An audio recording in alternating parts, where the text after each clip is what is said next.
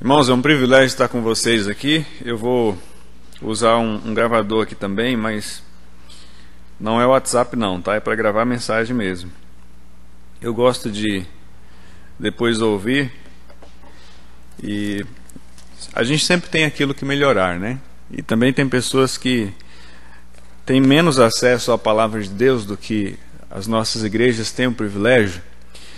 E aí eu envio essas mensagens para eles ouvirem, e Deus abençoa essas pessoas mesmo longe, né? É a maravilha da tecnologia, poder compartilhar a palavra com pessoas que às vezes têm menos acesso do que nós. É um privilégio estar entre vocês. Eu já ouvi falar dessa igreja há muito tempo, no tempo do seminário. Eu estava de saída quando chegou uma jovem daqui, a Daiane, e ela falava da igreja. Eu conheci pastor também, fugiu agora. Pastor Roger Crowder, né? Quase isso a pronúncia. E eu lembro dele lá também no seminário pregando, e foi ali que eu ouvi falar.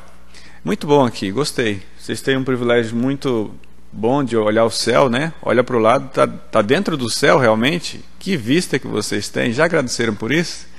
Tem lugar que a gente olha tá na igreja, olha para o lado, vê um muro preto encardido, né? Aqui você vê o céu e olha para ali, tem o mar. É o mar, é um tipo, né? Pode ser melhor do que isso? Acho que só no céu, né? Acho que só no céu realmente. Mas no tempo dos judeus saindo do Egito, o Senhor colocou aquele povo no meio do arraial e colocou o tabernáculo no meio, dispôs as tribos ali enfileiradas, né? E onde quer que a tenda de cada um estivesse, eles acordavam de manhã, a primeira coisa que eles viam era o templo, né? Hoje de manhã o terreno mais nobre, a edificação mais cara é aquela que fica de frente para o mar. Mas naquele tempo a moradia nobre todos tinham, e dava como vista principal o templo. Todos acordavam, abriam a porta e viam o templo na frente. Deus estava no centro, né? No centro da comunidade. E a gente deve ter essa visão também, de que Deus esteja no centro. Apesar de a nossa vista ser maravilhosa, estar na casa de Deus, estar entre os irmãos, né? Estar na igreja, ter Deus como o centro de nossas vidas é o principal. Quero convidar vocês para abrir sua Bíblia no livro de 1 Samuel. 1 Samuel capítulo 2. Prazer rever Tati e Wesley, Tatiane e Wesley. Nos conhecemos desde o tempo da escola, como eles mencionaram, e somos amigos de longa data. Estamos servindo ao Senhor na Igreja Batista Maranata, que fica lá em Recanto das Emas, uma das cidades satélites de Brasília. Seria um grande bairro de Brasília. E aquela igreja também ama o Senhor, tem sido um grupo fiel. É um grupo pequeno, não é uma igreja grande. Temos uma dificuldade com a construção lá. Brasília tem locais adequados para construir igreja, não pode construir em qualquer lugar. E as áreas apropriadas para templo estão todas ocupadas. Então nós estamos num local provisório e pedindo a Deus que nos dê um local definitivo para construir. Então orem por nós nesse sentido, para que Deus nos dê esse privilégio. Mas mesmo estando em um local improvisado, entre casas, os irmãos têm sido fiéis. Nós amamos aquela igreja. Estamos servindo ali desde 2004. Chegamos para ajudar, primeiro ano. Depois o pastor queria que nós assumíssemos já no primeiro ano. Pedi para ele aguardar um pouco mais, e ficamos para ajudar o segundo ano, e aí depois era para ficar até o final do segundo ano ajudando, e no meio do segundo ano ele já queria de novo que a gente assumisse, e estamos ali pela graça de Deus desde então, chegando aí perto de 14 anos naquela igreja. Tem sido um grande aprendizado e uma grande bênção, né? Muito bem. A Kátia já conhecem, né? Pelo menos as irmãs conhecem. E tem os dois ali, Abigail e Gabriel, gêmeos, né? Estão com 12 anos agora. Orem por eles, vão começar a classe de batismo em pouco tempo. Gabriel toca violão, Abigail toca flauta e faz aula de piano também. Tem outras artes que eles são especialistas, mas acho que não convém mencionar. Eles fazem mais artes do que música, né? Mas a gente deixa isso para quando a gente se conhecer melhor. Vamos ficar de pé para a gente ler um texto da palavra. Eu sei que o banco está quentinho, mas é um hábito. Eu sempre convido os irmãos para ler, mas para não dar tempo de esfriar o assento, vamos ler só o versículo 12, 1 Samuel capítulo 2, versículo 12. Eram, porém, os filhos de Eli filhos de Belial, e não se importavam com o Senhor. Mais uma vez, eram, porém, os filhos de Eli, filhos de Belial, e não se importavam com o Senhor. Vamos orar. Querido Deus e bondoso Pai, é uma bênção ter nas nossas mãos a Sua palavra, ter em nós o Teu Espírito Santo agindo e estarmos junto como os irmãos em Cristo, compondo a Sua igreja. Pedimos por todos em que os locais em que hoje a Sua palavra é pregada, que haja edificação, que haja transformação, que haja bênção para a vida de todos aqueles que se interessaram por cultuar e conhecer mais da palavra do Senhor. Nos dê a bênção da compreensão e da transformação por ela. No nome de Cristo oramos e te agradecemos. Amém. Podem sentar, fique à vontade. Gostaria de falar sobre dois filhos aqui com dois pais diferentes. O nome deles são Ofni e Finéias, aparentemente nomes egípcios, né? E são dois jovens que tinham muito privilégio, dois jovens que tinham privilégio de ter um pai que era sumo sacerdote, um homem abençoado por Deus, e que tiveram esses dois jovens o que nós hoje chamamos de crescer num lar cristão, né? Ou num berço cristão. Eles tiveram esse privilégio. O tempo aqui em que nós estamos olhando, no capítulo 2, é aquele tempo que vem depois, um pouquinho depois do tempo dos juízes. Na verdade, imediatamente depois do tempo dos juízes. Lembra que Deus separou, lá, voltando um pouquinho na história, separou Abraão, né, dentre todo o povo que havia, separou um homem, uma família. Depois de um tempo veio a separar o povo, tirando do Egito, né, conduzindo pela terra, pelo deserto até a terra prometida. Depois houve a divisão das terras. O Senhor usou por um tempo a estrutura dos juízes, né, aqueles que de certa forma orientavam, lideravam o povo, depois de Josué. E antes de haver rei, que foi o primeiro rei Saul, houve os sacerdotes desempenhando esse papel. De fato, Samuel fez esse papel de o homem de Deus, mas também o homem que orientava o povo. E, na verdade, Samuel, ele é um que foi colocado ali no plano de Deus, pelo próprio Deus, né, para servir como sacerdote. Mas a lógica não era para ser Samuel. Pela lógica, era para ser esses dois jovens aqui, Ofni e Finéias, ou Ofni e Finéias, dependendo da região de cada um, como pronuncia. Mas alguma coisa aconteceu, e esses dois jovens que eram para ser grandemente úteis ao Senhor, na sua obra, não foram, né? Poderíamos, talvez, como alguns às vezes fazem, começar a perguntar quais foram as dificuldades, porque nós temos a ideia de que são as dificuldades que impedem as pessoas de ser úteis a Deus, de ser servos do Senhor. Às vezes justificamos o afastamento, o distanciamento, o abandono até da fé de algumas pessoas, justificamos isso dizendo, passaram por dificuldades. Mas eu tenho aprendido ao longo do tempo que de fato não são as dificuldades que afastam as pessoas de Deus. Como também não são as facilidades. Não é nem dificuldade nem facilidade. Não é nem azar, má sorte ou dificuldade. E nem bênção, sorte, facilidade, regalia. De fato, situação difícil ou situação fácil não tem poder nenhum de aproximar ou afastar alguém de Deus. A gente vê pessoas que têm uma vida muito regalada, muito tranquila, muito abastada, e que não abandonam, não deixam de ser fiéis ao Senhor de forma alguma.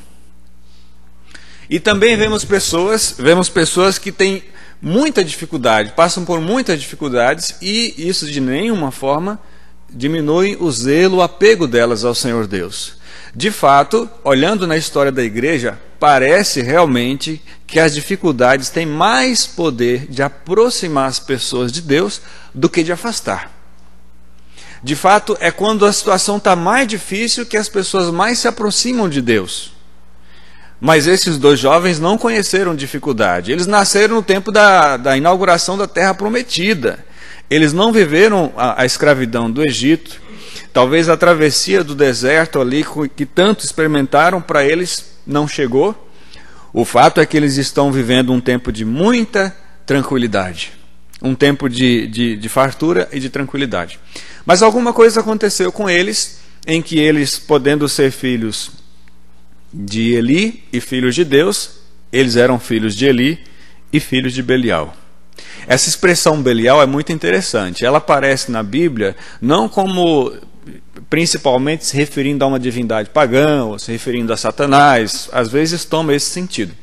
Mas a ideia principal é que os filhos de Belial eram pessoas que faziam de uma forma, agiam de uma forma que era contrária a Deus, não faziam conta de Deus. Eles eram sinônimo de tudo aquilo que era feito ou praticado contra o Senhor. Então o filho de Belial é a forma de explicar um jeito de viver. Era um jeito de viver contra Deus, um jeito de viver em oposição a Deus. Deus ensinava, vai por aqui, eles iriam por ali. Aqueles que iriam por ali, então, são chamados filhos de Belial. Eles são opostos a Deus, eles são inimigos de Deus, né? Inimigos de Deus é uma boa definição para filhos de Belial. Então, como que alguém que tem tudo para ser filho de Deus se torna filho de Belial? Isso é muito importante entender, muito importante. Porque nós temos Samuel, que não tem trajetória, não tem pedigree, vamos dizer assim. Samuel não tem genealogia que justifique ele ser o homem fiel a Deus que ele foi. Samuel é como Paulo. Samuel é um nascido fora de tempo, até porque a mãe dele, né, Ana, demorou muito para alcançar essa bênção. Samuel teria, vamos usar lógica, teria tudo para não ser o que era. E Ofni e Finés também tinha tudo para não ser o que era. No entanto, cada um deles foi aquilo que a gente sabe. Isso, de certa forma, me ajuda como pai a entender que nem sempre os filhos vão fazer aquilo que eles deveriam fazer. Aquilo que eles, pelas bênçãos de Deus, poderiam fazer. E nem sempre também, e isso também é uma esperança, a gente não vai desacreditar, a gente não vai achar que um jovem, só porque ele não tem pessoas convertidas na família, uma criança que não tem pessoas convertidas na família, que ele nunca vai ser. Olha o caso. Samuel, por exemplo. Olha o meu caso, o caso de pastor Wesley, talvez o seu caso. Vai começar com alguém algum dia, não é verdade? A gente não pode desanimar e achar que porque não há ninguém convertido naquela família, aquele folheto vai ser à toa. Aquele testemunho não vai dar em nada, aquele evangelismo não vai dar em nada, porque vai começar com alguém algum dia, alguém vai crer, vai dar o primeiro passo naquela família. Então não é só notícia ruim. Ao mesmo tempo que a gente vê jovens que tinham tudo para serem fiéis a Deus não eram, a gente também tem exemplos de aquele que não tem tanta tradição, que não tem tanta lógica assim, sendo um grande servo de Deus. De fato, 1 Samuel capítulo 1 até o capítulo 2, versículo 11, é só retratando a história, a jornada de Samuel. E depois que falar dos filhos de Eli, vai retomar de novo falando com Samuel. Então a gente vê um contraste. Fala de Samuel e fala mais os filhos de Eli, e depois fala mais Samuel. É como que Deus dando todas as razões porque ele usou Samuel e porque ele não usou aqueles dois jovens. Mas afinal, qual era o problema? O que eles estavam fazendo? O que a gente pode aprender com essas atitudes aqui? Se você olhar, o texto dá alguns diagnósticos, né? Entre eles está o fato que eles eram chamados de filhos de Belial. Depois, se você quiser anotar ou quiser ouvir e conferir, 1 Samuel capítulo 1, versículo 15 e 16, fala que eles eram entregues ao vício da embriaguez. Eles eram beberrões, né? Juízes usa essa palavra de filhos de Belial para falar sobre homens que abusavam sexualmente de outros homens. Então essa palavra usada, filhos de Belial, era uma palavra específica para pessoas que tinham um comportamento muito ruim, muito esquisito, né? Em 1 Samuel 2,12 aqui, eles são chamados, essa palavra é usada para descrever o comportamento deles de pessoas ignorantes espiritualmente, ou seja, não tinham conhecimento e não queriam conhecer Deus. Na verdade, não queriam conhecer. Acesso ao conhecimento eles tinham. Então o texto fala sobre esse comportamento, vai falar sobre quais são os sintomas, como é que essas pessoas agem, como é que eles agiam, e fala que Deus, mostra que Deus conhecia esses homens, isso é importante. Deus conhece você, Deus conhece o seu coração, sabe como você age. Mostra também que Deus retribui a cada um segundo as suas obras. Então o seu comportamento, aquilo que Deus vê de você, vai ser recompensado. Essa é uma lei maravilhosa. Saber que Deus recompensa é maravilhoso, porque nesse sentido ele não é injusto. Então ninguém obrigatoriamente tem que sofrer. E ninguém, de forma imerecida também, vai ser abençoado, vai ter uma vida... Não, Deus é justo, então Ele recompensa cada um segundo as suas obras. Não é porque eles eram filhos de Eli que Deus os tratou de forma diferente.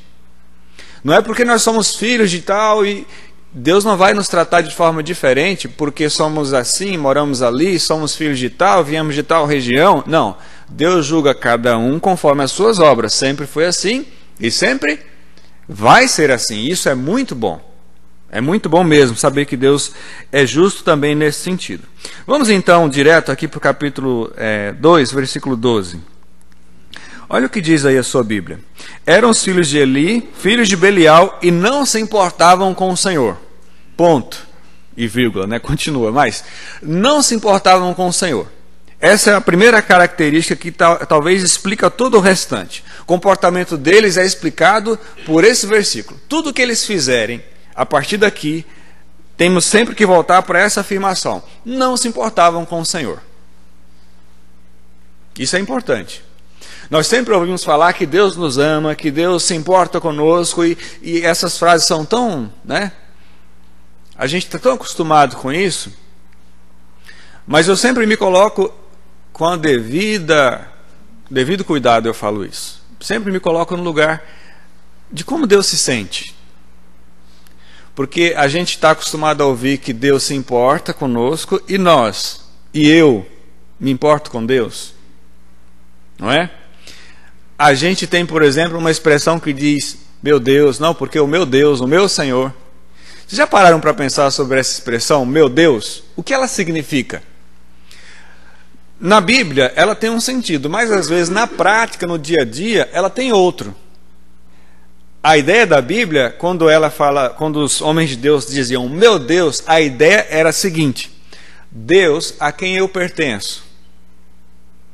Hoje em dia a ideia é, meu Deus, minha propriedade. E a forma como eles oram, a forma como as pessoas agem, justifica mais que a ideia é realmente ter Deus na sua propriedade e não ser propriedade de Deus. Até de fato essa palavra propriedade não é politicamente correta, né? A Bíblia está cheia de expressões que não são politicamente corretas. Isso a gente tem que aprender com isso, porque Deus não está tão preocupado com democracia, nem com politicamente correto. O regime de Deus é teocracia. Deus, Senhor, soberano, reina e manda, né? Mas a ideia, então, não é que nós temos Deus como propriedade e mandamos e o usamos e depois descartamos. Não é.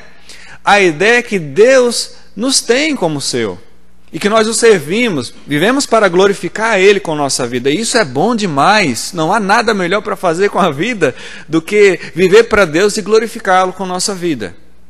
Não é? Isso não é somente para o pastor, para o missionário que fundou o ministério, para o pastor Wesley. Eu vivo para a glória de Deus como pastor, o outro como missionário, mas vocês vivem para a glória de Deus como membro da igreja. E cada um de vocês tem o seu ministério, deve ter, mas cada um no seu lugar vive para a glória do Senhor. É isso que define, que dá sentido à nossa existência. Fora disso é vaidade. Fora disso é uma vida vã, uma vida sem sentido. De fato, Paulo até diz, né, quer comais, quer bebais ou façais, 1 Coríntios 10, 31, outra coisa qualquer. Fazei tudo para a glória de Deus. Então, no meu trabalho, na minha vida, tudo é para a glória do Senhor. Então, a primeira frase mais importante aqui está no versículo 12, que diz, não se importavam com o Senhor. E daí vem a pergunta, nós, que não somos filhos de Belial, amém por isso, nos importamos com o Senhor? Que Ele se importa conosco, que a gente sabe, mas aí a gente reverte a pergunta, né? A gente inverte a pergunta. Nós nos importamos com o Senhor? De forma específica aqui, o primeiro problema, a gente vê a partir do versículo 13. Olha aí na sua Bíblia.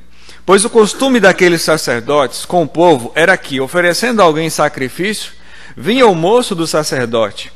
Este, cozendo a carne com um garfo de 3 dentes na mão, e metia-o na caldeira, ou na panela, ou no tacho, ou na marmita, e tudo quanto o garfo tirava, o sacerdote tomava para si. Assim se fazia todo Israel que ia ali a Siló. Pastor, o senhor começou já começou com um texto que tira o meu interesse, que é sacerdote, taxa, garfo, oferta, sacrifício, volta. Calma, gente. A palavra de Deus ela é sempre prática. Eu ensino na igreja muito o Antigo Testamento. E como é prático, como a gente vê lições tão atuais, com problemas tão antigos. E esse aqui também é um exemplo. Naquele tempo, o sacerdote podia tomar daquilo que era oferecido no tabernáculo ou no templo para sua própria subsistência. Mas ele não podia tomar tudo. Havia partes específicas do sacrifício, aquilo em que havia aquela camada de gordura, por exemplo, era para ser oferecido a Deus. E o sacerdote podia separar um pouco daquilo que era oferecido, daquilo que era cozido e entregue pelo ofertante, para a sua própria subsistência, para ele comer com a família. Mas tinha partes que ele não podia pegar. Aquelas partes eram para ser queimadas no altar em sacrifício a Deus. A gordura queimava, a carne queimava, a gordura pingava, e a gordura era como um aroma suave diante do Senhor. Mas a gente vê aqui, em primeiro lugar, que eles estavam tomando demais para si. Eles chegavam ainda à oferta crua, não cozida. A oferta ainda estava crua, eles falavam, esse daqui é o nosso, daqui. E chegavam com os garfos e metia e ia tirando para eles. Eles estavam então como filhos de sacerdote que conheciam a Deus e que conheciam aquilo que cabia a eles, a parte que era deles, tomando demais para si. E aqui começou a aplicação prática para o nosso dia a dia. Porque nós, como crentes, filhos de Deus, somos abençoados pelo Senhor, somos cuidados por Ele, e Ele nos dá muito mais do que nós merecemos muitas vezes, mas faz isso para que nós sirvamos a Ele e vivamos para a glória dEle. Mas a gente às vezes está metendo o garfo e tirando demais para nós. Olha o que o Senhor diz em sua palavra no texto de Mateus capítulo 22, versículo 17. Mateus 22, pode segurar assim, põe a mão aqui, ou um papel, um marcador, porque a gente vai voltar. Mateus capítulo 22, versículo 17. Eu só não lembro que horas que eu comecei, pastor. Ok. Mateus 22, 17.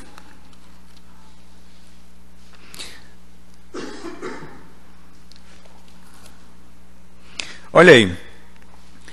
Perguntaram a Jesus, Mateus 22, 17, dize-nos, pois, que te parece, é lícito pagar tributo a César ou não?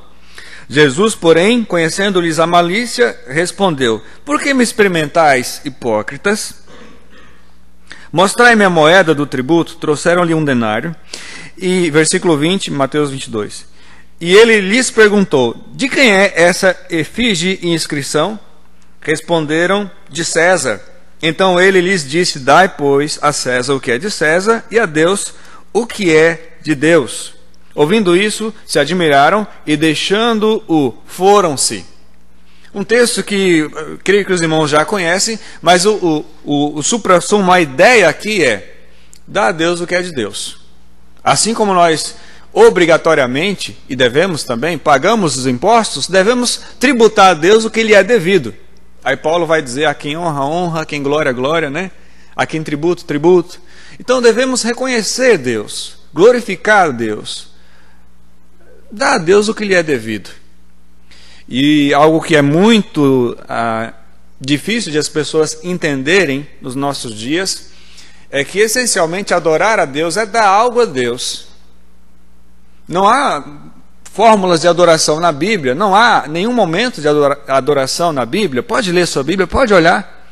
Sempre que houve gestos reconhecidos como adoração, alguém dava alguma coisa a Deus.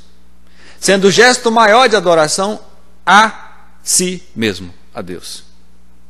Quando fala dar alguma coisa a Deus, pensa logo no bolso, né? Aí já pega 2 escorpiões, solta aqui dentro, que é para não ter o perigo de meter a mão. Calma, fica tranquilo. Se você não deu a si mesmo primeiro a Deus, o seu dinheiro não é útil, não vai ter proveito.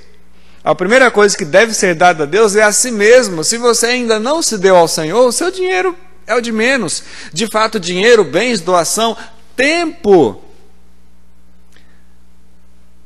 fica em segundo plano quando a gente mesmo não é do Senhor. Então, no caso do versículo 12, diz que eles não se importavam com o Senhor. Então, eles não eram de Deus. Imagine para eles que não eram de Deus a dificuldade de dar alguma coisa, ou deixar que alguma coisa fosse oferecida a Deus. E pensem bem, irmãos, aquilo que era oferecido a Deus, era para Deus tomar como? Deus iria descer do céu, pegar o garfo e comer a carne ali, o churrasco? O que era oferecido a Deus ia ser queimado. A gente pensa aí, talvez eles como Judas, olha o desperdício, bem se poderia dar aos pobres, né? Parece Judas tão espiritual. A gente vê declarações assim hoje, não tem que dar nada para a igreja, olha os famintos, as pessoas, eles são discípulos de Judas, né? São hipócritas, né? Eles não têm coragem muitas vezes de dar nada a Deus, eles ficam justificando esse dar aos pobres. O que Jesus falou para Judas? Lembra, a ideia foi de Judas, tá? O que Jesus falou para Judas? Quando Judas teve aquela iniciativa, bem se poderia vender e dar dinheiro aos pobres. Os pobres sempre o tendes convosco. Pensem nessa frase. Não sei qual é a sua ideologia política, se você é PT, PSDB, PMDB, P qualquer coisa ou nem P. E você sonha com um Brasil sem pobreza. Se acostume com isso.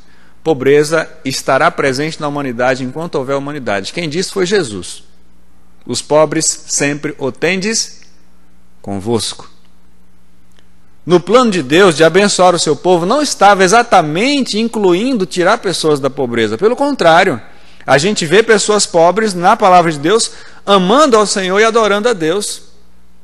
Paulo, por exemplo, disse que ele era pobre. A gente tem outros que eram abastados. Então a gente tem pessoas que eram ricas adorando a Deus e pessoas pobres. Nenhum é mais amado por Deus por causa disso. O fato é, lá na carta de Pedro, também de Tiago, vai dizer que o pobre deve viver a sua vida como pobre com dignidade. E esse é o gesto de adoração a Deus. O pobre é digno. Isso é o que Deus espera dele. E o rico se considera insignificante a despeito da sua riqueza. Em outras palavras, o pobre não pense que ele é indigno por ser pobre, e o rico não acha que ele é grande coisa porque ele é rico. Pode ver lá depois, você lê com calma. O texto diz: o pobre glorie-se, ou melhor, o pobre seja digno, considere digno, se considere digno mesmo sendo pobre. E o rico se glorie na sua insignificância. Ou seja, você não é melhor do que ninguém por ser rico diante de Deus, né? Então vamos voltar um pouquinho. A ideia, então, não é que Deus vai acabar com a pobreza, nem que Deus vai tornar todo mundo rico. E a ideia é que ninguém é mais importante que o outro a despeito do que tem no bolso. E não é o caso que Deus se importa tanto com bens materiais, mas que Deus se importa mais com o nosso coração, em que pessoas que ainda não deram a si mesmo primeiro a Deus, não é importante que elas deem qualquer bem material, que elas doem, ofertem ou façam qualquer gesto parecido. Coisa principal é de quem você é, a quem você pertence. Mais do que Deus é seu, Deus não é seu, é a quem você pertence. Então, se eu já me dei, se eu sou do Senhor, já me ofereci, já me entreguei, os bens materiais ou qualquer outra coisa ficam tão pequenos. Então, qual seria o maior empenho, a maior doação que alguém poderia fazer ao Senhor hoje? Dinheiro. Não, não é dinheiro. A moeda que não tem retorno sempre foi e sempre será tempo. Eu creio que, fora a nossa própria vida, a moeda mais preciosa é o tempo. Você pode fazer alguma coisa para recuperar aquele segundo que acabou de passar? O tempo que você viveu ontem, o dia de ontem, que foi maravilhoso aqui para as senhoras, quem não veio vai poder recuperar esse dia? Esse dia vai se repetir no curso da história? Nunca mais. Então valorizem cada minuto, cada dia, isso é importante. Mas mais importante, dedicar a sua vida ao Senhor. E o tempo é uma moeda que não tem preço, não tem retorno. Basta conversar com os de cabelo branco aí, e eles vão confirmar para vocês, para nós que somos mais jovens, nós podemos falar para os menores também. Viva bem, porque não vai voltar, é daí para frente. Então, Deus não nos impede, irmãos, de ter bens materiais, de ter trabalho, o resultado desse trabalho, mas às vezes as pessoas estão pegando demais para elas. Estão muito vivendo para si mesmos, sem se preocupar com o que Deus quer, com a vontade de Deus. Estamos como, às vezes, os filhos de Eli, com um garfão na mão e tentando pegar o máximo ali, né, que der e colocar para nós. E às vezes até nessa oposição. Isso aqui são as minhas coisas, isso aqui é as coisas de Deus. Tem essa expressão, as coisas de Deus? Temos que acabar com essa expressão, tá? Porque para o crente não existe as minhas coisas e as coisas de Deus, não. Para o crente tudo é de Deus. Até a própria pessoa é de Deus. Então não repitam esse negócio de minhas coisas e as coisas de Deus, porque só em haver uma divisão já é vergonhoso. Já temos que cuidar com isso. Às vezes é só um hábito, é uma forma de falar. Olha aí Filipenses 2:20, por favor, para a gente ver um bom exemplo de um homem de Deus aqui. Filipenses capítulo 2, versículo 20.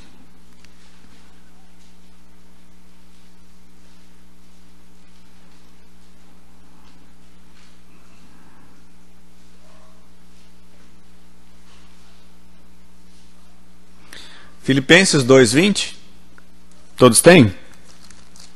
Falando aqui está o apóstolo Paulo. Em Filipenses capítulo 2, no versículo 20, ele fala sobre alguém que tem um comportamento maravilhoso, bem interessante aqui. Versículo 20. Porque a ninguém tenho de igual sentimento que sinceramente cuide dos vossos interesses. Então Paulo está escrevendo à igreja em Filipos e ele fala que há alguém que cuida dos interesses da igreja. Quem é essa pessoa? Como que ele cuida? Veremos daqui a pouco. Versículo 21. Pois todos eles buscam o que é seu próprio. Não, porém, ou melhor, não o que é de Cristo Jesus.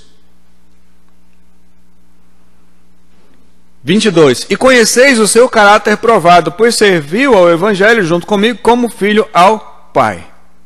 Voltou a descrever então a característica dessa pessoa sobre quem ele está falando. Essa pessoa, olha o versículo 19.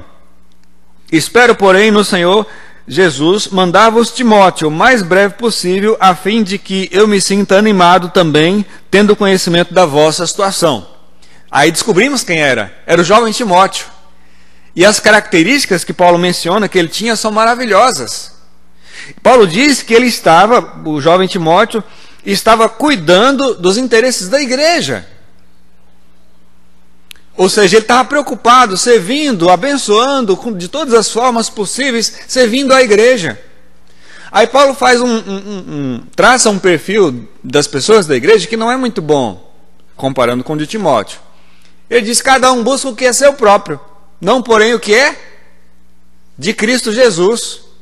Agora Timóteo estava cuidando da igreja, cuidando das pessoas. Isso é um privilégio muito bom, por exemplo, de ter um pastor, não é?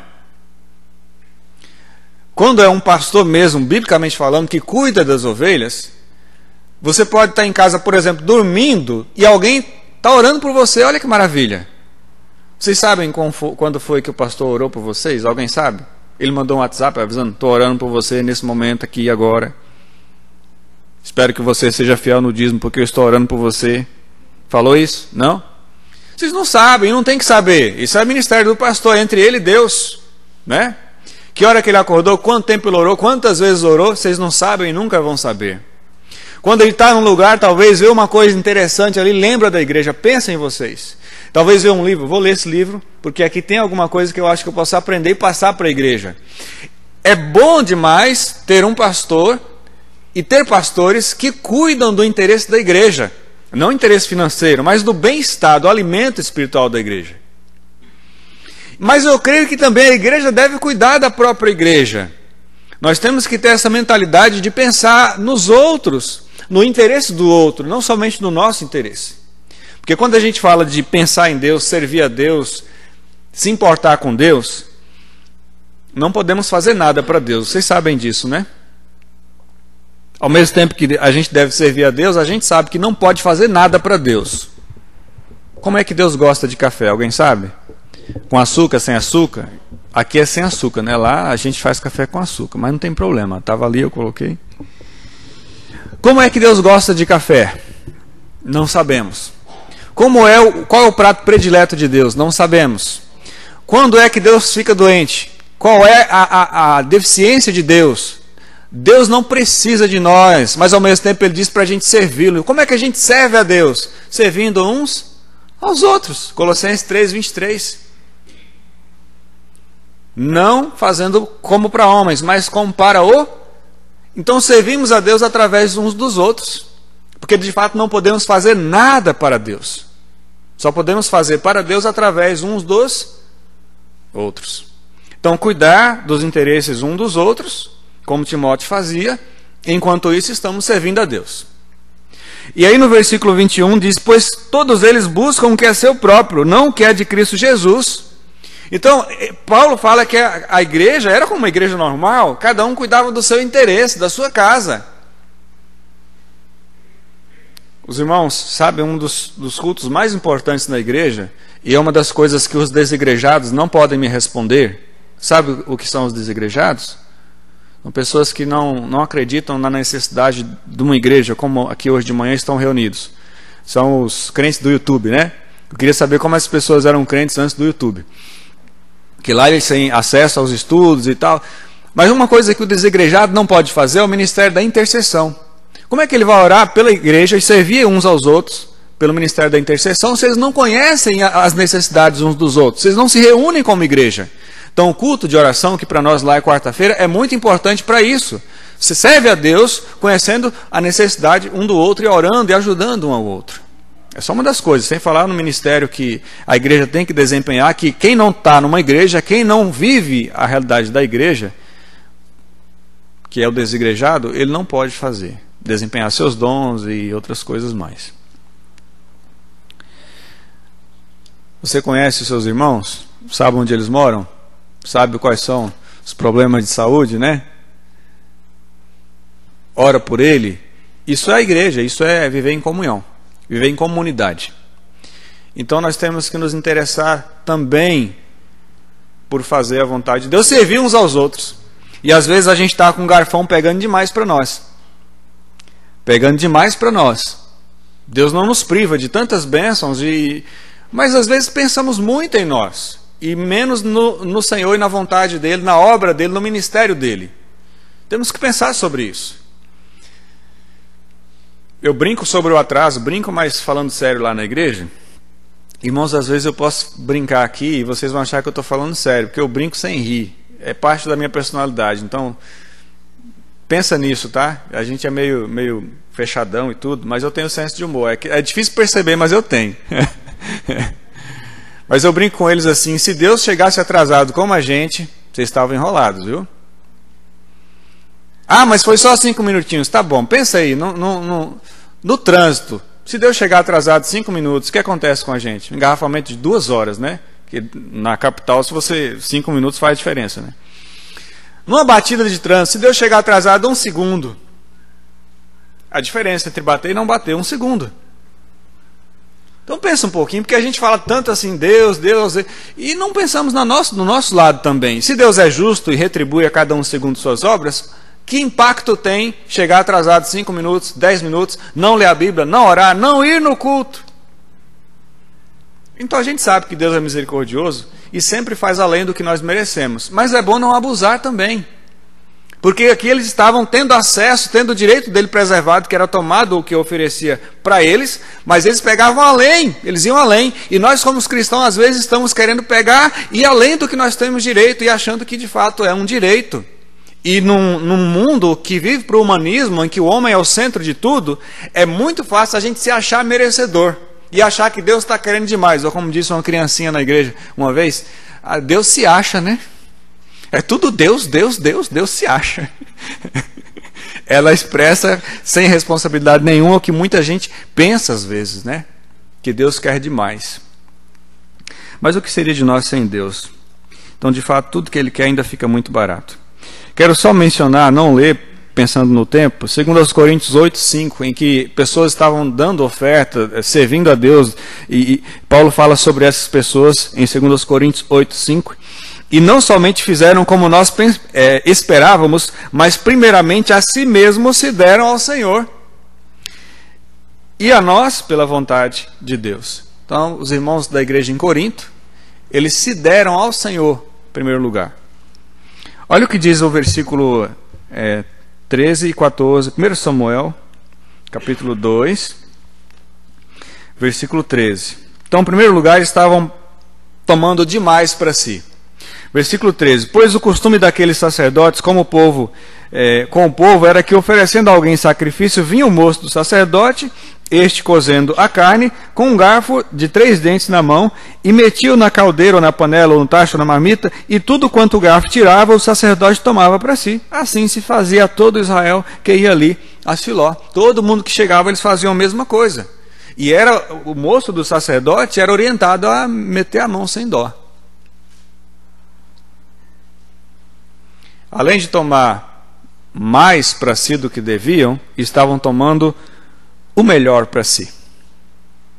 O melhor para si. Essa é outra característica terrível que a gente vê ainda hoje, infelizmente, em muitos cristãos. Eles não só pegam mais para si, ou pensam mais em si, mas o melhor é sempre para eles. A sobra, o pior, é deixado ou é oferecido a Deus. A Bíblia fala sobre as primícias, né? As primícias da tua renda. A Bíblia dá a ideia de que Deus esteja sempre em primeiro lugar. E a gente, às vezes, como cristãos, é quase católico. Somos evangélicos, mas o comportamento, às vezes, é católico. O católico não tem tanto aquele compromisso de ir à igreja, é mais em dias especiais e às vezes dá um dinheiro lá na igreja, coisa assim. Alguns deles até não entendem muito esse nosso comportamento de todo dia ir para a igreja, todo dia. Na verdade, não é todo dia, a gente sabe disso. Mas eles falam que é. Com a Bíblia debaixo do braço, aquela coisa toda. Isso é o que as pessoas falam, mas Deus fala o que para nós? Que Ele deve estar em primeiro lugar. Buscar, pois, o Senhor, o seu reino, e as demais coisas, Mateus 6,33, vos serão acrescentadas. E é o que Deus fala. A gente às vezes busca as acrescentadas primeiro, para depois buscar o reino dele, não é assim? Mas ele fala para buscar primeiro o reino e as coisas são acrescentadas. Eu não acrescento, é ele quem acrescenta. Mas ele fala para a gente oferecer as primícias. Em primeiro lugar, Deus. A gente oferece as sobrícias, né? O que sobra. Mas ele fala as primícias. Então, eu coloco Deus em primeiro lugar.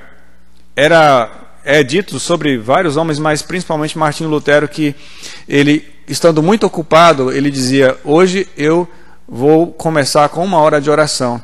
Não, eu vou tirar 1 hora a mais de oração hoje, porque eu estou muito ocupado. Eu tenho muita coisa para fazer. Então, como ele estava muito ocupado, ele ia orar 1 hora a mais, porque ele sabia que o resto Deus iria fazer, né, acontecer. E a gente faz o contrário. Quando a gente está muito ocupado, a gente corta, né? Vai cortando aquilo que é para Deus, e o que sobra, se sobrar, a gente oferece para Ele. Então pensa um pouquinho sobre isso, porque eles estavam tomando o melhor para si. Para quem é o seu melhor? Para quem é o seu melhor? Às vezes é para o futebol, para um time de futebol, para um partido político, às vezes é para o lazer, para o passeio, para a família, e não é para Deus. Pense um pouquinho sobre isso. Para quem é o seu melhor? Eles estavam aqui, no caso, tomando o melhor para si. A Bíblia diz que o Senhor Jesus Cristo era o mais excelente sacrifício. E o que Deus deu para a salvação do homem? Jesus. Deus deu o seu melhor. Para quem é o nosso melhor? Geralmente, se somos bons pais, para os nossos filhos. E o que Deus fez com o seu filho? O seu melhor. Ofereceu para a salvação de quem nele cresce. Então, alguém oferece a mim a vida do seu filho. E eu fico pensando, o que eu devo oferecer para alguém que ofereceu a mim a vida do seu filho? Assistam aquelas reportagens sobre pessoas que estão vivos com o órgão do outro. E aí alguém junta essas duas famílias. A família do doador e a família do receptor. E aí diz assim, olha, no seu peito está batendo o coração do filho dessa mulher. Já percebeu a emoção? Naquela hora eles se abraçam, eles choram, eles viram amigos e criam uma relação, porque o órgão do filho está batendo no coração dessa pessoa. Mas é só o órgão, não é? o filho já faleceu. Mas cria um laço de amizade tão intenso ali, porque alguma coisa foi feita e salvou a vida daquela pessoa. Mas foi só o órgão, foi só o coração, o rim, né? Mas Jesus Cristo, ele deu a si mesmo. Deus deu o seu filho. Não foi só um órgão. Então, se aquelas pessoas têm uma dívida de gratidão enorme porque recebeu um órgão, qual seria a nossa dívida para quem deu o seu próprio e todo o seu filho? Não é? Essa é a dívida de gratidão que nós temos com o Senhor. Então, às vezes, nós estamos, sem pensar, esquecendo que Deus deu o mais, Hebreus diz, Hebreus 11, 4 e 11, 28 e 29, o mais excelente sacrifício que Jesus Cristo poderia ser, ele foi, e o Senhor Deus deu o seu único filho.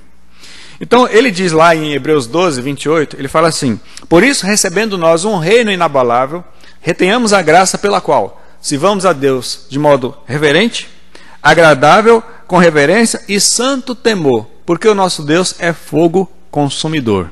A ideia é Deus consumidor como aquele que consumia a carne e a gordura que era oferecida no altar. Então, da mesma forma, quando nós fazemos algo para o Senhor, isso vai ser recebido por Ele. Não é algo feito simplesmente nessa esfera, no horizontal, mas é algo que vai para Deus. É algo que Deus recebe. Então, retenhamos a graça pela qual sirvamos a Deus com reverência e santo temor. Então, não é com segundas intenções, tentando tirar vantagem. Eu estou aqui para servir a Deus, primeiro Deus e o melhor para Deus. Não primeiro eu, não o melhor para mim. Rapidinho, voltando lá, para terminar, vamos ler versículo 15. 1 Samuel capítulo 2, versículo 15. Se você não saiu, né, eu dei uma saidinha. 1 Samuel 2,15. Também antes de se queimar a gordura, vinha o moço do sacerdote e dizia ao homem que sacrificava: dá essa carne para assar o sacerdote, porque não aceitarei de ti carne cozida senão crua. Se o ofertante lhe respondia: queime-se primeiro a gordura e depois tomarás quanto quiseres, então ele dizia: não, porém hás de me dar agora, senão tomá-la-ei à força. Era, pois, muito grande o pecado destes moços diante do Senhor, porquanto eles desprezavam a oferta do Senhor. Então, primeiro, o melhor era para eles, primeiro de tudo era para eles, o melhor para eles, e aqui, terceiro lugar, versículo 15 fala que eles estavam como prioridade, né? Antes de qualquer coisa. Mais para eles, melhor para eles, e aqui, de acordo com o versículo, primeiro para eles. Mais para eles do que para Deus, o melhor para eles, o pior para Deus, e primeiro para eles, depois para Deus. A carne era para ser tomada por eles, era para chegar para eles e oferecer e eles receber a carne cozida. Eles estavam querendo a carne crua. Por quê? Eles não gostavam de cozido, gostavam de churrasco. Mas eles podiam comer churrasco? Podia. Era só ir no açougue ou pegar uma cria qualquer, matar e comer assado. Mas Deus colocou na lei que a parte que cabia ao sacerdote era para ser entregue cozida. E a parte que tinha gordura era para ser queimada no altar, e a gordura pingando era uma oferta a Deus. Por quê? Simbolicamente, é Deus quem dá tudo. Aquele animal chegou a ser gordinho e ter aquela camada de gordura, né? A cordilheira dos Andes ali da picanha, né? Deliciosa. Mas a gordura na Bíblia é sinal de bênção, de prosperidade. De onde vem a bênção? De onde vem a prosperidade? É Deus quem dá. Por isso a lógica de a gordura ser queimada diante de Deus, reconhecendo, é de Deus que isso vem. É Deus que providencia o pasto, é Deus quem dá a cria, é Deus quem abençoa. Então aquela gordura queimando e pingando era uma oferta a Deus, relembrando, o melhor vem de Deus. É Ele quem abençoa, Ele que é a fonte de tudo. Mas quando ele diz, me dá essa parte, o sacerdote aqui, os dois, é como se eles dissessem, isso aqui é nosso, nós adquirimos com nossa força, isso aqui não tem nada a ver com Deus. Essa era uma atitude bem terrível. Com essa atitude, fica claro que Deus não estava em primeiro lugar na vida deles. A gente vê tantos versículos que apresentam Jesus Cristo como o primeiro e o último. Apocalipse vai falar lá, capítulo 1, 17, ele diz assim, eu sou o primeiro e o último. Em Colossenses 1,17 fala: Ele é antes de todas as coisas e nele tudo subsiste. Também em Apocalipse 22,13 diz: Eu sou o Alfa, primeira letra do alfabeto grego, e o Ômega. Eu sou o Alfa e o Ômega, o primeiro e o último, o princípio e o fim.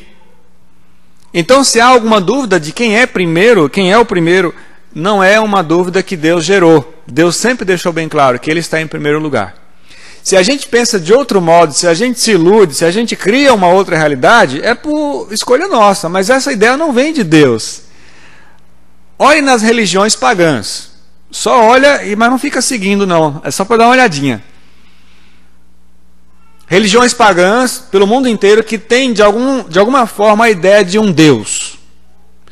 Olha como eles têm esse respeito e essa devoção a esse Deus. Olha a entrega deles ao ponto de oferecer vidas humanas até para apaziguar e saciar o apetite desse Deus. O rei Acás, por exemplo, depois vocês podem ler, 1 Crônicas, 2 Crônicas e Reis fala sobre ele. O rei Acás era filho era pai de Ezequias e filho de Jotão. O rei Acás, ele ofereceu os próprios filhos à divindade pagã que ele estava copiando da Síria. Então há divindades que são cultuadas com oferecimento de crianças. No mundo é assim ainda hoje. Olha fora do cristianismo como as pessoas oferecem coisas aos seus deuses, desde apaziguar a ira até o melhor para eles. Entre os índios é assim. No nosso país está cheio de religiões, vocês conhecem bem, até aqui no sul. Religiões que as pessoas fazem oferendas. Vou contar uma ilustração. Posso esquecer algum detalhe, mas eu creio que a ideia vai dar para pegar. Uma loja de instrumentos. E um jovem entrou ali e começou a olhar instrumentos, violão, teclado, piano, e foi perguntando os preços, né? E aí o vendedor, empolgado, foi oferecendo desde o violão mais caro, talvez um Yamaha ou outros violões aí, até o violão mais barato. E aí aquele rapaz, aquele jovem, nada contra os rapazes, gente, por favor, tá? É só uma ilustração. Dizem que os jovens são mão de vaca, né? Mas isso não tem nada a ver com a idade, isso é coisa do caráter, né? O jovem foi olhando os violões, do mais caro ao mais barato, e o vendedor empolgado aí, não, tem mais barato? E o vendedor, tem, esse aqui. Tem mais barato? Tem, esse aqui. Mas para que você quer o violão? Não, é para tocar na igreja. Ah, tá. Aí foi mostrando, aí chegou lá no Janine iniciante, bem basiquinho, né? Eu vou levar esse aqui. Aí falou, ah, tá. Na saída ele falou assim, e esse violão aqui? Violão caro, bonito, chique. Ele falou, não, tinha esse aí, mas não ofereci porque você estava querendo gastar menos. Ah, mas esse aqui é muito caro, né? Ele falou, não, mas é caro, mas até que vende bem. Acabei de vender um hoje. Ele falou, quem comprou? Rapaz, para tocar lá no Centro Espírita. O rapaz do Centro Espírita comprou o violão mais caro da loja. O rapaz comprou mais barato para tocar na igreja. E aí naquela hora que o vendedor falou isso, ele sentiu, né? Mas a gente às vezes faz isso. Pode não ser um instrumento, mas pode ser outras coisas. O que estamos oferecendo a Deus? Digamos que Deus não seja misericordioso e Ele seja somente justo. E nesse caso Ele vai nos oferecer só o retorno daquilo que nós oferecemos a Ele. A gente sabe que Ele é misericordioso, na misericórdia Ele faz mais do que merecemos. Mas digamos que Ele fosse se pautar só pela justiça, e nesse caso nos oferecer só o retorno do que oferecemos a Ele. Lei da reciprocidade, semeadura e colheita. Plantou, colheu, não plantou, não colheu. O que receberíamos de Deus se Ele fosse só justo? Só justo. O que receberíamos de Deus? Pense um pouquinho. E aí, com essa pergunta, a gente imagina se estamos fazendo o melhor para Ele ou se não estamos. Irmãos, a gente pode identificar aqui o coração deles, como cada um deles tem o seu coração, como é que eles estão. Esses homens são remanescentes dos dias dos juízes, em que cada um deles fazia o que achava reto aos seus próprios olhos. E essa é a situação da igreja brasileira. Cada um faz o que acha reto aos seus próprios olhos. E os pastores estão ali tentando fazer aquele malabarismo, né? para manter pessoas que muitas vezes, não é o caso, imagino aqui, e oro para que não seja, pessoas que têm um apetite muito grande e que têm a si mesmo como centro de tudo, não como Israel era ensinado a ter Deus como centro. E às vezes a pessoa está indo à igreja que quer, não tem aqui, não gosta daqui, mas ali tem uma outra igreja, ali tem um outro pastor, aí em outra cidade tem uma outra igreja, e aí as pessoas vão, em primeiro lugar, as pessoas vão à igreja que elas querem, elas vão do jeito que elas querem, elas vão quando elas querem. A igreja apresenta ali a sua lista de exigências a Deus. A igreja muitas vezes diz a Deus o que eles querem que Deus faça. E é como se a igreja dissesse: me dá, senão eu tomo a força. Como eles disseram aqui. Me dá, senão eu tomo a força. Se o Senhor não me der, então eu vou trabalhar, eu vou dar o meu jeito, mas eu vou ter o que eu quero. E adivinha de onde eu vou cortar para alcançar o que eu quero? É do culto ao Senhor que eu vou cortar. Então me dá, senão eu tomo a força. E aí a gente vê muitas vezes pobres pastores aí acuados, chamando a atenção brandamente ou até de forma mais temendo perder pessoas. Mas temos que lembrar que às vezes a gente está lutando para manter na casa de Deus pessoas que não são filhos de Deus. Ou às vezes são, mas estão longe, a cabeça está longe. O Senhor Deus, Ele diz assim: honrarei aqueles que me honram. Olha o versículo 30, estou acabando já. Versículo 30 de 1 Samuel capítulo 2. Olha aí. Aí Deus vai explicar, porque que ele não aceitou, não ia receber os filhos de Eli. No versículo 30 ele diz assim: portanto, diz o Senhor Deus de Israel, na verdade dissera eu que na tua casa e a casa de teu pai andariam diante de mim perpetuamente. Porém agora diz o Senhor, longe de mim tal coisa, porque aos que me honram honrarei, porém os que me desprezam serão desmerecidos. Então o Senhor diz: olha, a quem está me honrando, eu também honrarei. Mas se está me desprezando, então também serão desmerecidos. Então o que é que Deus retira de Eli aqui, dos seus filhos, por não estarem honrando a ele? O privilégio de representar o nome do Senhor. Enquanto que o profeta falava de Deus para o povo, o sacerdote falava do povo para Deus. Intercedia pelo povo. Vocês não podem fazer isso. Vocês não vão me representar, ou representar o povo perante mim. Então ele era o pai de Ofni e Finéias. Ele era a maior autoridade religiosa da época, mas estava longe de ser uma autoridade espiritual. São duas coisas diferentes: autoridade religiosa e autoridade espiritual.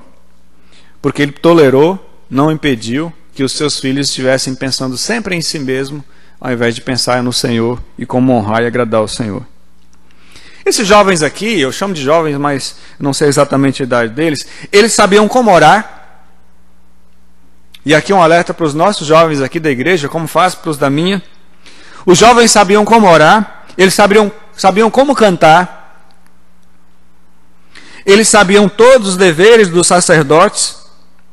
Eles eram levitas, eles eram filhos de sacerdote, mas eles eram aproveitadores. A gente às vezes encontra a mesma atitude em pessoas que se dizem cristãs. Eles sabem tudo o que eles têm que fazer, eles sabem como fazer, mas eles não fazem. Se você tirar, vamos fazer uma pergunta para os irmãos pensarem. Se você tirar aquilo que você experimenta ou pratica em seu cristianismo por conveniência, o que sobra? Porque eles faziam o que faziam por conveniência. Eles vestiam roupa de sacerdote por conveniência. Eles não tinham assim devoção sincera. Eles aceitavam as ofertas ali, recebiam cerimonialmente por conveniência. Eles não tinham um coração voltado para aquilo. Eles eram filhos de sacerdote, lucravam com isso, tiravam vantagem disso.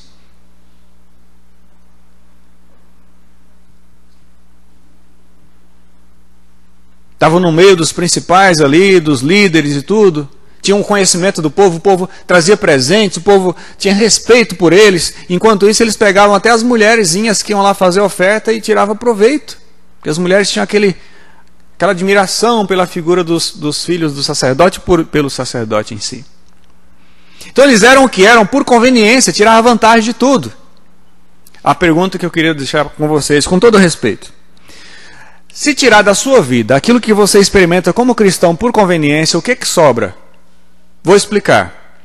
Hoje de manhã, banquinho macio, lugar bonito, pessoas agradáveis, interessante, uma palestra, um discurso, né, que pode fazer bem para você e tal. Talvez aqui alguém vai indicar alguém para uma vaga de emprego, tal. Acampamento de jovens, comidinha gostosa, lareira, não sei o que mais tem, aventura, pessoas, talvez uma menininha para namorar, um rapazinho para namorar. Vai pensando aí. Pastor Wesley, o pastor em si, eu como pastor, possibilidade de influenciar pessoas, poder talvez. Poder é mais valorizado que dinheiro por algumas pessoas. Líderes na igreja, aqui talvez o diácono, professor, os líderes, né, mandando aquele respeito todo por eles. Aí a pergunta é: se tirar da sua vida aquilo que você faz por conveniência, o que sobra? É legal ter filhos criados na igreja, vão ser obedientes, né, vão aprender coisas boas, mas isso também pode ser uma conveniência. Há uma diferença entre fazer as coisas por conveniência e fazer as coisas por obediência. Sabe uma coisa que me assusta, lendo o Apocalipse lá sobre o anticristo? É que as pessoas que vão aceitar o anticristo lá na tribulação, elas vão aceitar porque ele vai oferecer a elas tudo que Deus oferece, sem a necessidade de se converter. O maior grupo que vai decidir seguir o anticristo lá em Apocalipse se revela depois que o anticristo ele morre. O texto diz que ele foi ferido de ferida mortal e depois ele é ressuscitado pelo poder de Satanás. Quando as pessoas veem o anticristo morrendo e revivendo, eles entendem o quê? Não precisam mais de Jesus para a vida eterna. E o que as pessoas do mundo inteiro, por mais poderosas que sejam, não conseguem ter? Vida eterna. Por mais que sejam ricos e bonitos e tal, vão morrer. É a coisa que o rico, que a pessoa que é poderosa e rica mais fica indignada, é saber que um dia ela vai morrer. Não tem como escapar. A morte nivela todo mundo, não é assim? Então o rico pensa: se eu pudesse dar um jeito, a pessoa que não conhece e não reconhece Deus, se eu pudesse dar um jeito de viver mais um pouquinho. Mas ela não quer se render a Deus para ter vida eterna. E aí quando chega lá na tribulação, o anticristo morreu e reviveu e disse: está vendo? Eu estou vivo e não preciso de Deus. Aí vem um bando atrás dele. Esse é o nosso Deus. Não precisamos desse Deus, desse Jesus, desse Messias para ter vida eterna. E aí aceitam o anticristo.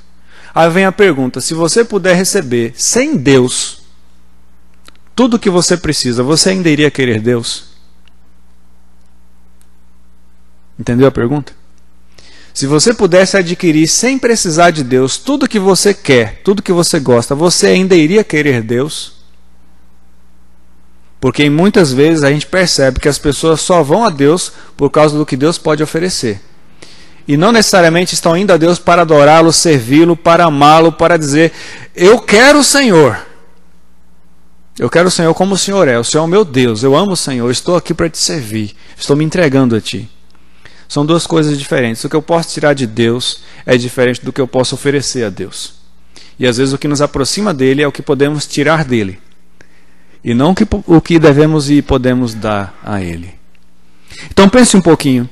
Você é de Deus e serve a Deus por obediência ou por conveniência? Eles estavam na posição que estavam e serviam a Deus por causa da conveniência. O casamento de um filho de Belial é por conveniência, não é por obediência. Ele fica casado, se ficar, por conveniência. Surgiu um problema, tal, quer acabar o casamento. Ele não obedece o texto que diz ser fiel à sua esposa, ser fiel ao seu marido, no caso da mulher. O serviço na obra de Deus por conveniência. O culto, quando vem para o culto, tudo que ele faz, o louvor, é por conveniência. Às vezes é uma moeda de troca. Nesse caso, se a gente parar para pensar, a pessoa que está vivendo dificuldade, ela não iria fazer nada, né? Porque ela está passando por dificuldade. há a ideia no nosso país, na igreja brasileira, de que o principal distintivo, sabe o que é distintivo? Como os policiais usam, né? Aquele distintivo, aquela coisa que o distingue. O principal distintivo dos cristãos no Brasil hoje, sabe o que é? A adoração. Quem adora mais, canta mais, toca mais, tem mais fumaça, mais coreografia. Quem adora mais é mais crente, tem mais fé que o outro. Então o distintivo da igreja brasileira é a adoração. Aí você abre a Bíblia e você descobre que o maior distintivo do cristão bíblico é obediência. Não é adoração. Então que nós aprendamos, em primeiro lugar, Deus. O melhor para Deus. Mais para Deus. Menos para nós em segundo lugar, e Deus leva o melhor. Não a gente leva o melhor. E acredite, é um negócio que vai e volta. Ele não vai tirar proveito nenhum disso. Pelo contrário, ele vai nos abençoar. Só que a fé exige o primeiro passo. Não há ninguém que faça isso e leve prejuízo. Todo mundo que faz isso sai lucrando. Mas é um ato de fé. Que Deus abençoe vocês e que nós aprendamos assim, colocar o Senhor, reconhecê-lo em primeiro lugar.